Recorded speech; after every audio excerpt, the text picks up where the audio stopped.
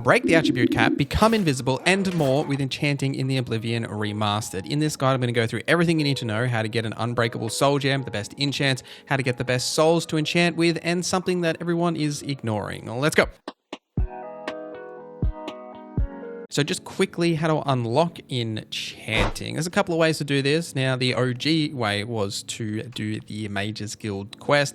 You'll have to go and get recommendations from all the different towns, and then eventually you'll unlock the Arcane University, where you can access an enchanting table there. However, now, because we have all the DLCs in the remaster, just by default, you can go straight to Frostcrag Spire and unlock it here. This is one of the DLC or original DLC houses that you can then unlock. Now, just by arriving at this location, it does become your house. However, you will need to get the Mage Tallow candle boxes from the lady as part of this quest, the Orenlay Way, by going to her shop back in the Market District. You will need to buy at least one of these. If you buy both of them, you unlock both the enchanting and the spellcrafting table, but you need to buy one of them to unlock the table in the first place. And then you're free to enchant, but there is actually a different way to enchant beyond that, and that is the Sigil stones. So you may have noticed when you close any of the Oblivion gates, you'll get a Sigil stone. If you click on these in your inventory, they actually have effects that you can then add to both your weapons and armor. They'll have two effects listed. One of them is for a weapon and one of them is for armor, or say rings and necklaces. Now, something to note is that you can quick save before clicking the Sigil stone inside the Gates of Oblivion, as the effect is randomized. So this may give you a different effect. If say you quick save, click that, then you go out, see what the effect is, you could go back to that quick save. And if you're trying to farm good effects from these, you can definitely do it this way. And they are often stronger than the effects you can make yourself, but for the most part, it's that trade-off is that it's random when you're doing this. So before you actually do any enchanting, you're going to need some soul gems. So we'll cover that, and then we'll talk about weapons and armor enchanting and how to get more effects. So soul gems, there are different tiers of the actual soul gems, from petty to grand, with a couple of exceptions beyond those tiers. Now, firstly, you'll actually need some of these soul gems to actually use for your enchanting. To get them, typically you'll find them throughout the world, or simply you can buy them from vendors like that same girl that we bought those Mage Tallow candles from. You definitely want to be buying the higher tiers of these, like the grand and the greater tiers, because they will hold higher tier souls, which will then overall increase the effects of your enchanting. But also, if you're using soul gems to recharge your weapons, which you'll absolutely be doing as well, they will actually recharge more. Now, when you have a soul gem in your inventory, and whether you're buying them, you can actually check the details on the soul gem. For example, if you buy a grand soul gem, it may have a petty soul in it, which is kind of useless because petty is the lowest tier. So make sure you're checking the details of the soul gems before you're buying them, and also buying some empty ones so you can soul trap yourself. Now, soul trap is the basic spell that you'll get. You need mysticism for this in order to cast this onto an enemy and trap them, but you can actually create your own. I've created one called Soul Drain, which is a target spell rather than touch, so I can do it from range, and it does drain the health as well, so it makes it a little bit easier. I covered exactly how to do that in my spell crafting guide, which I'll link here if you do want more details on that specifically. But you actually need to find enemies and things to actually soul trap. Now, dungeons and gates are definitely an easy way to do this, as they're filled with enemies that you can soul trap. However, as we're already at the Frostcrag Spire, if you go back to the girl where you buy the upgrades for the tower, if you buy the vault upgrade, you'll have these Vault Guardians spawn in your vault. These guys actually give grand souls. Now, they're not actually aggressive until you attack them, so they're very easy to defeat in that way, and they will always give you a grand soul, and they do respawn. I believe it's every 72 hours. Correct me if I am wrong in the comments, but they do respawn, so you'll be able to farm some grand souls from them. Now, anytime you use a soul gem that has a soul in it, the soul gem itself will break, with one exception. You can actually get Azura's Star, which is an unbreakable soul gem, by completing the Azura's Shrine quest. So you'll find this quest in the top sort of northeast-ish of the map, above Chaden Hall, and what you'll need to do here is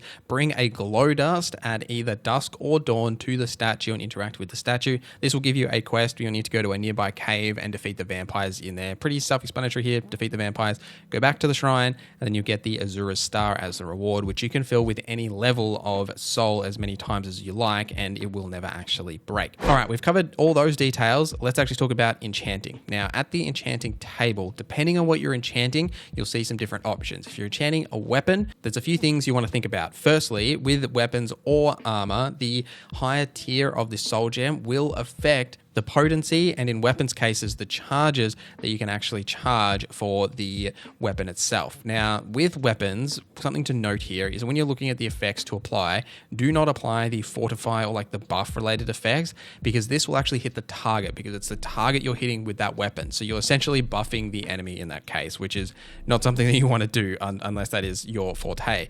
Do focus on effects that either add weaknesses, or say like a really common one is say adding like weakness to frost and then adding frost damage, or adding weakness to fire and fire damage or something, as then you applied that effect to weaken them, and then you're applying additional damage on top of the frost damage for all the following up attacks because of that weakness.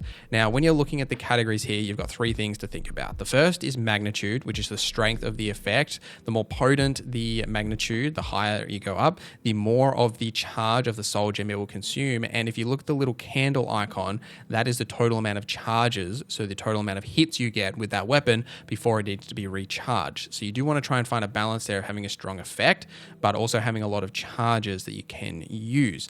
Now, the area is the radius of that effect. For weapons and really in general with enchanting, I would recommend to just leave this as low as possible, because really it doesn't need to be area of effect. You're only going to be using it on the target you're hitting, so it can typically stay at 0. And then the duration is how long that effect will actually last. So say if you're doing 5 magnitude fire damage for 5 seconds, that's going to be 25 fire damage over that 5 seconds, and then that duration you can adjust depending on what you prefer.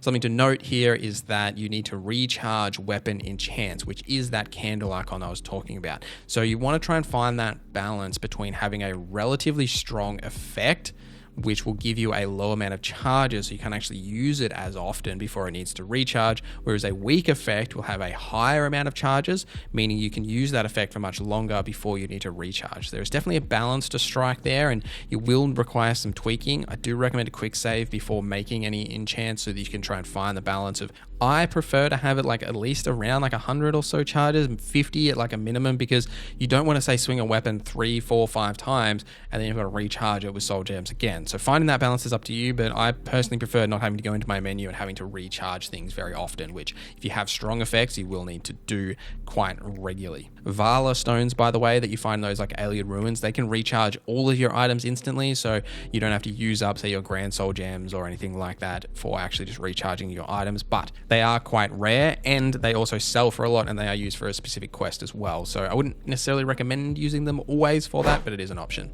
So for enchanting your armor, there's a few things that you need to think about. Not necessarily magnitude, area, and duration, as for the most part, those are effects that are going to be on damaging enchants, which are going to want on your weapon, unless you specifically want to damage yourself because you'll be wearing the armor.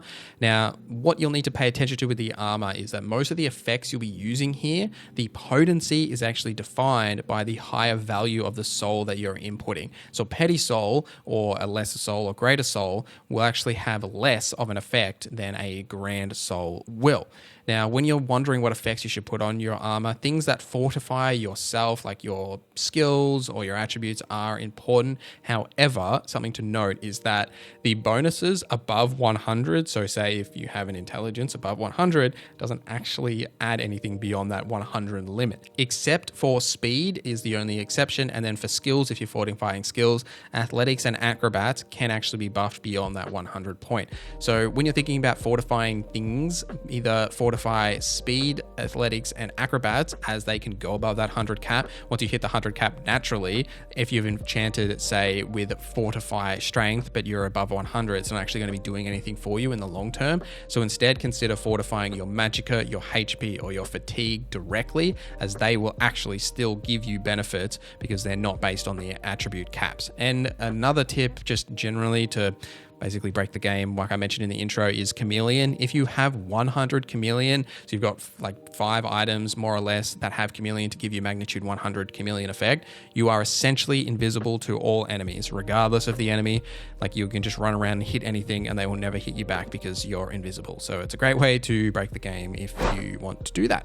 But if you're wondering how you can get, say, the chameleon effect or any new effects, like if you open up the enchanting menu and yours has got significantly less options than mine, that is because you need to go and buy buy some spells. Now, you will need to be able to use the spells in order to have them show up as your enchanting list. Same with your spell crafting. The best way to get new spells is buying them via the market district. There's a few vendors there, or just as part of the Mages Guild. As when you complete the Mages Guild quest, there are a ton of vendors that sell you spells as part of all the different Mages Guild locations. So even if you're not necessarily using magic, you definitely will want to level it up a little bit and buy some of these spells so you can get the effects that you can then apply to your weapons and your armor, as that's the only way that you can get them, unless you're finding, say, the uniques and the other like random enchanted gear that you'll find throughout the world as the only alternative. But let me know your thoughts on enchanting in the comments down below. If I missed anything, is there anything else you want to know, let me know down below. But thank you guys for watching this video till the end. Thank you to our members for supporting the channel. My name is Norza, and I hope you have a great day.